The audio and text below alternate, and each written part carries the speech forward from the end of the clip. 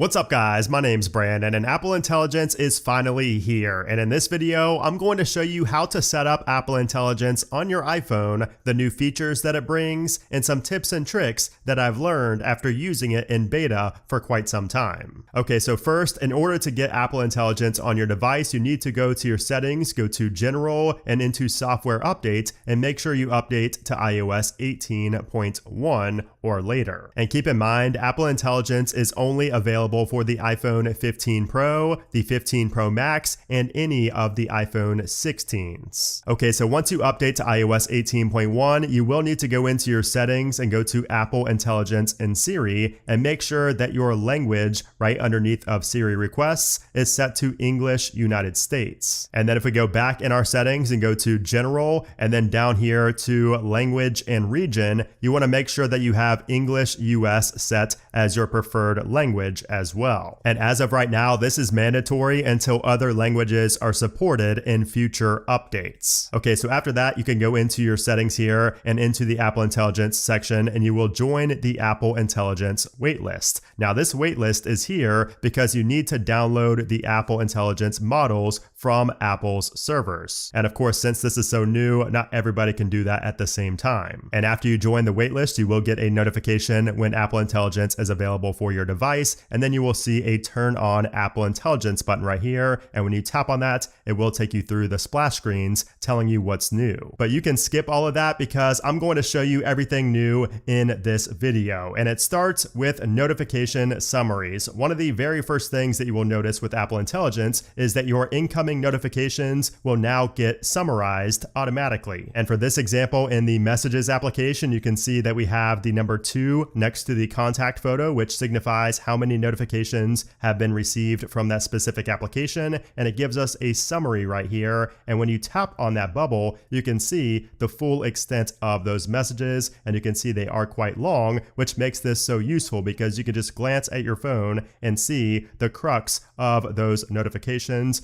at a glance. It saves a lot of time. And here are some more examples of some other applications taking advantage of notification summaries. And this feature is on by default, but you can disable this on a per app basis if you would like to. So to do that, go into your settings and go down to notifications, and then you want to look for summarize previews, and from here you have a kill switch to turn this feature off completely, or you can toggle on or off on a per app basis right here. Now let's talk about writing tools. So this is a feature that helps you rewrite, proofread, and summarize your text system-wide. And what that means is that this works in any application where you can type. So if you're in WhatsApp, if you're in Messages, if you're in the Maps application, no matter where you're at, you will have access to writing tools. So how this works is you select some text. So we'll be using the Messages application for this first example. You can see that when I select the text, down in the bottom toolbar, we have a new Apple Intelligence icon along with quick ways to access different options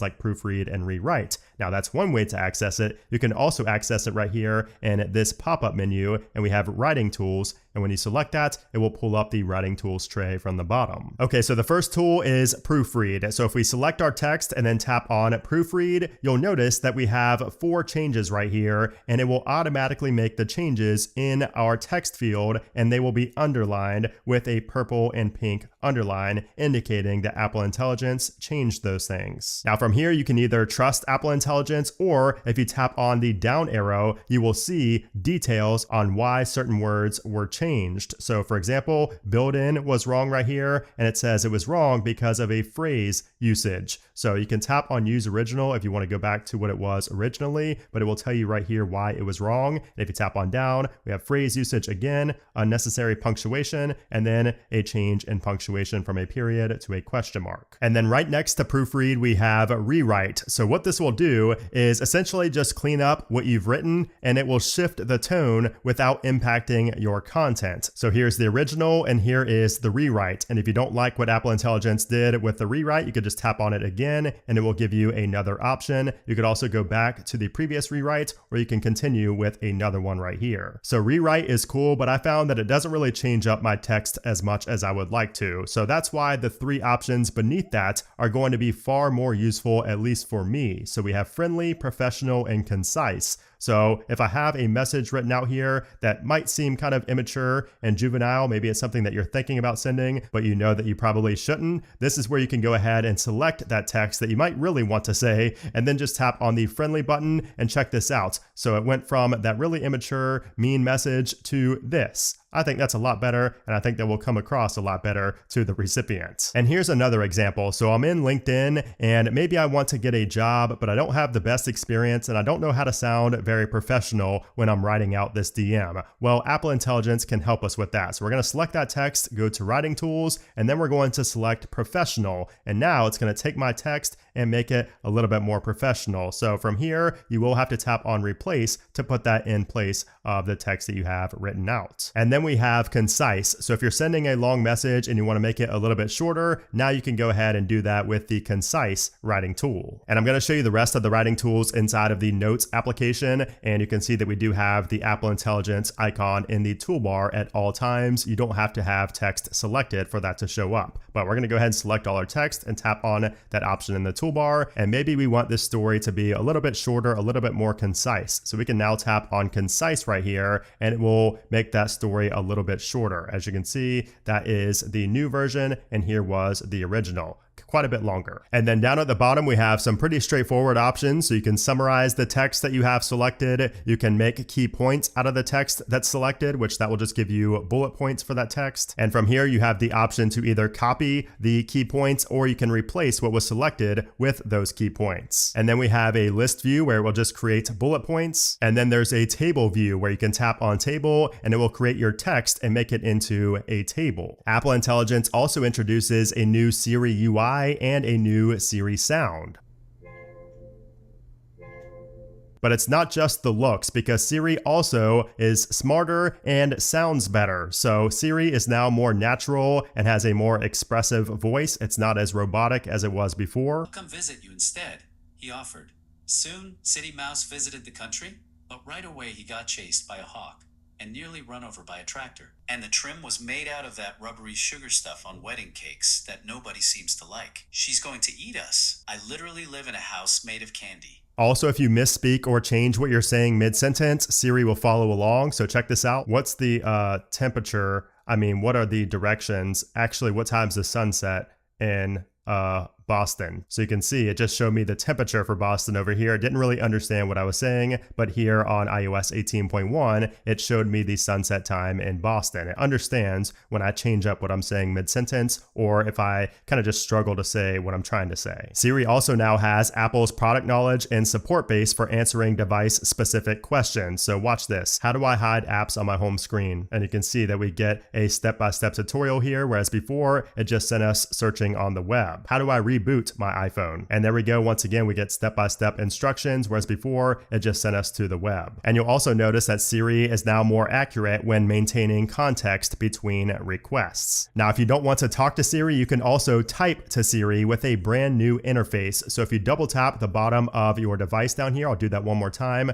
double tap the bar at the bottom, and it will pull up this new type to Siri interface. And when you start typing something in, you'll notice that we get suggestions that update in real time as you continue to type. And if I tap on one of those, it will put it in right there and activate it, and it will show me whatever I asked for. Now, as far as the full Siri 2.0, that is coming in a later software update. That's going to be where Siri can understand your personal context and perform actions inside of applications. So now let's talk about Mail and Messages, because both of these applications got a very nice upgrade. So first off, you can see in the Mail application, we now have a priority section up at the top that will show us important time-sensitive messages that have not been opened. So these will show up in a brand new section up top until you open that message, and then they will go away. But that makes sure that you don't miss any potentially important emails. And you'll also notice that we have summaries for all of our emails in line on the main page here of Mail. And this also works for messages as well. This is not just for notifications. So this can really help you understand, what's in that email before you open open it. And if you go into an email, you'll see that we now have a Summarize button up top, and when you tap on that, it will give you a summary of what was said in the email. But it gets even better because we also have Smart Replies, and this allows you to reply to an email using Apple Intelligence. So check this out. If I go to reply to this email right here, right away when it detects, what was being said in the email, we get the Apple Intelligence animation over our predictive text because that will show us the two different options. So the email asked if I want a red case or a carbon fiber case, and if I want to wait for shipping or ship it out now. So notice how if I select red case, it will not answer the question about shipping. So we're just going to go ahead and enter that, and you can see how this works. So it will say, I'd like the red iPhone 16 case, and actually it does say, go ahead and ship it out now. But if you don't like that answer and you want to change something, it will actually ask you a follow-up question down here that's relevant to that specific email. So it says, for example, when to ship, now or later. So if I want to ship it later instead of now, I can just tap on later, and it will rewrite that using that new context that it has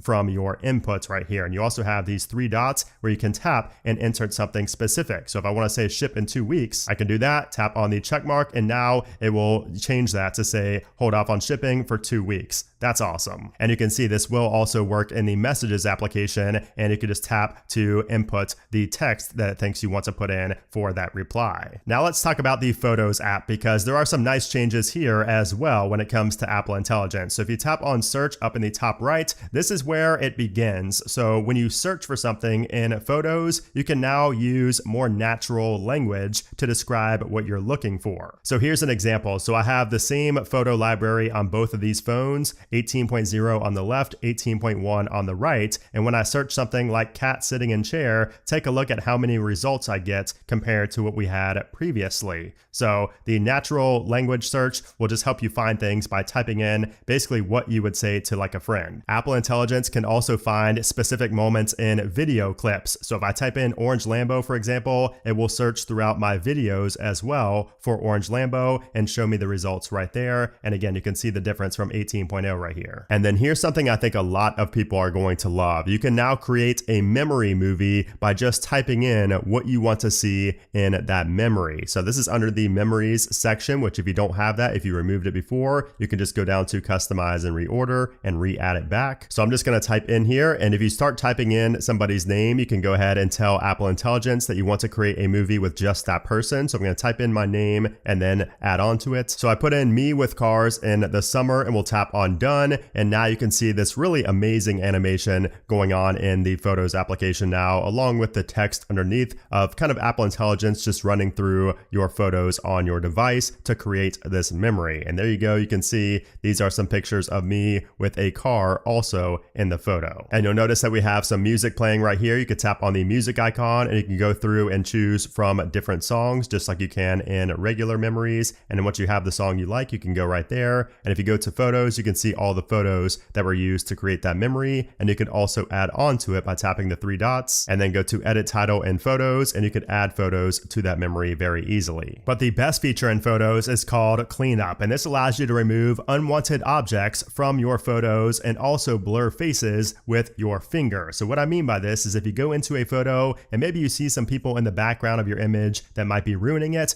now you don't need to go into Photoshop to remove those people anymore. So now if you go to the settings down here at the bottom to edit your photo, you'll notice that we have a brand new option down here called Cleanup. And when you tap on that, it will use Apple Intelligence to automatically detect, what's in the background. So you can see it's already highlighting this person, and that's going to make my job real easy because all I have to do when somebody's highlighted is just simply tap on them and boom, they're gone. And I'd recommend zooming in really far when you go to do this because it just makes it a lot more accurate the more you zoom in. So you can see these people are selected as well. I can go ahead and remove them. Now, if I want to remove this entire sign right here, for example, you can see that it doesn't have the overlay over it. However, I can just go ahead and either circle this, or I could just go ahead and scribble through it, and it will remove that object. It will detect what I was trying to do, and it will remove it like so. This little piece that's remaining right there, we can circle that, and that will be gone as well. Now, one thing to keep in mind is that Cleanup is not a generative fill tool. It's just going to use what's around it to fill in that spot where you just erased something. So it's not going to generate like a new hat for me like you would see in Photoshop, for example. So if I were to select my hat, you can see actually it doesn't even select my hat right there. But if I were to get real close on it and try to select my hats, you can see that it's just going to do something crazy because it's not meant to actually, generate a new image on top of what you just erased. Now you did see, however, that you can blur faces by simply circling that face, and it will say safety filter applied. Now in the notes application, starting with iOS 18, you're able to record audio notes. So if you record an audio note in the notes application, you can now not only get a transcript, but when you go into the transcript of an audio note or a recorded phone call, you now have a summary up top. So you can now summarize those phone calls and those voice notes very easily right here. And it will also show up on this main page. It will show a preview right here in that player. There's also a new focus mode called Reduce Interruptions, and this is new for Apple Intelligence, and it uses a feature called Intelligent Breakthrough and Silencing. So basically what it does is it just detects whether a notification is important or not, and if it's important, it will send it past your focus mode and give you a notification. So here's an example of how that works, and you can see the animation that goes along with it as well. It gives you a really cool Apple Intelligence-like animation when a notification is deemed to be important, and it will show up right there, and it says maybe important. And those maybe important notifications will also show up on your Apple Watch. Now we talked about using natural language to search for photos in the Photos application, but that also works in the App Store when searching for an application. So you can just type out something like the way that you would say it to a friend. So if I type in super fast car game in 3D, you can see that the results are going to be a lot more relevant than before. So we have like a Super Chef game right here, drive through 3D, things that are not even related to what I was talking about. Whereas on iOS 18.1 with Apple Intelligence, you can see that we're getting the big games like CSR2, Need for Speed, car driving, Asphalt Legends, all of that. Whereas before we did not get any of that. In the Safari application, if you go to the reader view right here, you'll notice that we have a new Summarize option up top. And when you tap on that, that will allow you to get a summary of that web page. And if you're somebody who's really big into privacy, we also have the Apple Intelligence privacy report. So if you go into your settings and go down here to privacy and security, and then scroll down near the bottom, we have Apple Intelligence report under the transparency logs. And once you go in here, you can export your activity and it will show you that information. So if I go to copy and then just paste this in my notes and then go into the JSON file, you can see everything in here in terms of the privacy report. So those are the first Apple Intelligence features on the iPhone. So if you enjoyed this video and you want to see more Apple Intelligence videos, be sure to hit that subscribe button down below. And if you want to see my full What's New in iOS 18.1 video, that video is right here on the screen right now. You can tap that to see everything else included with this new update. Anyways, guys, thanks for watching, and I'll see you soon.